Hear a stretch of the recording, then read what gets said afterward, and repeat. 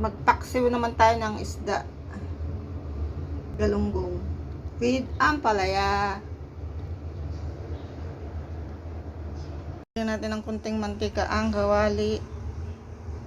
Lagyan natin ang galunggong. Ayan. Lagyan natin ng asin. Luya. Bawang. Hindi ko inalis ang balat ng bawang. Sibuyas. Wala pa akong green na sili kaya red na lang. Lagyan natin ng paminta.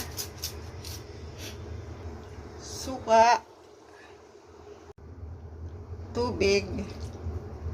At ilagay natin ang palaya. Kunting sugar. Takpan natin, pakuluin hanggang 10 to 12 minutes. Lagyan ng konti nito para lumasa. Then, takpan uli hanggang sa lumambot ang ampalaya. Luto na siya. Ang bango. Lagyan natin ng konting oil para masarap siya.